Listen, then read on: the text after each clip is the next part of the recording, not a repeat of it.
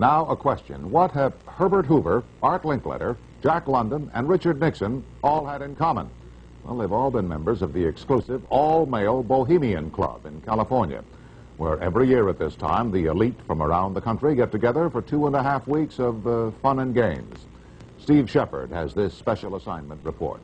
More than 2,000 members of San Francisco's exclusive and all-male Bohemian Club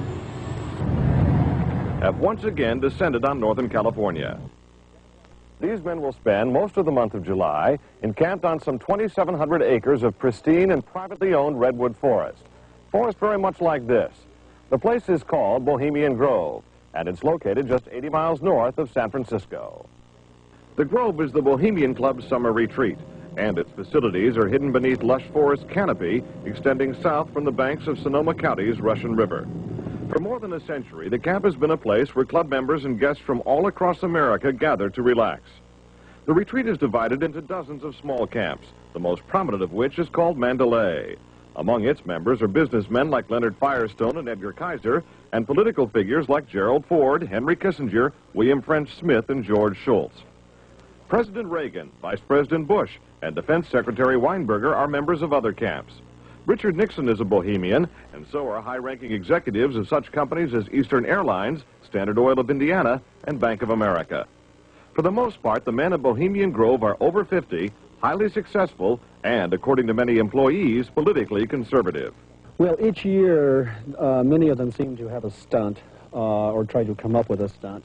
Last year, in 1980, the popular button was Free the Fortune 500. Membership in the Grove is by invitation only and is determined by such factors as social standing, occupation, and personal connections. Privacy is one of the Grove's most cherished virtues. Members may not photograph, record, speak, or write about activities at the retreat. While many public officials are Grove members, the press is a distinctly unwelcome guest. We're from ABC News. Well, get back there. Get back there. Can we talk to somebody in the... Get back there. Anyone willing to navigate a boat up the Russian River can get a glimpse of the northern edge of the compound, but that's about all. Still, there are outsiders who have researched the Grove. Sociology professor William Dumhoff found out enough to write a book on the place. Well, I think it's a playground for the powerful. It's a place where wealthy men from all over the United States gather for 2 weeks to relive summer camp with this ceremony called the cremation of care that begins the 2-week encampment where the body of dull care, symbolizing woes and concerns, is burned on an altar in front of a big owl statue. When that ceremony ends, they all start to cheer and yell and hand each other a beer. Other regular activities include the production of 2 plays, one of which involves major sets, orchestral music, and extravagant costumes. The other play appears to be just a bit on the lighter side, at least judging from these old photos.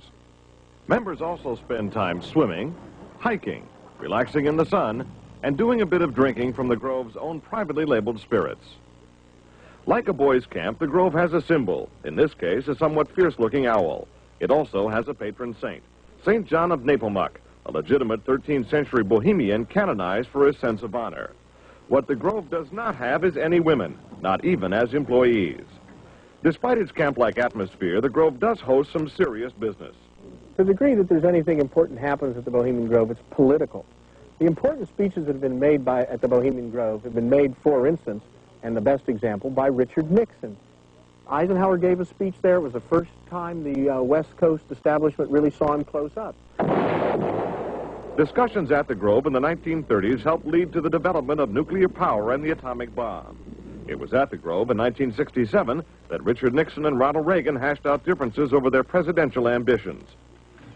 Each year, guests like Henry Kissinger or Zbigniew Brzezinski address members on their areas of expertise.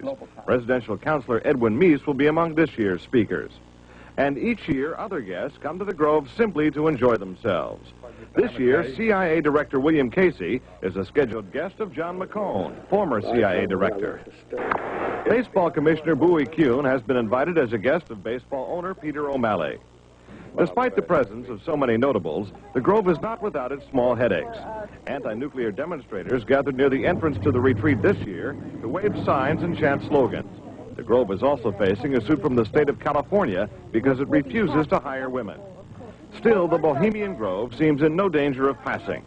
Herbert Hoover called it the world's greatest men's party. and there is a list of powerful people waiting to get in on it. Steve Shepard, ABC News, San Francisco.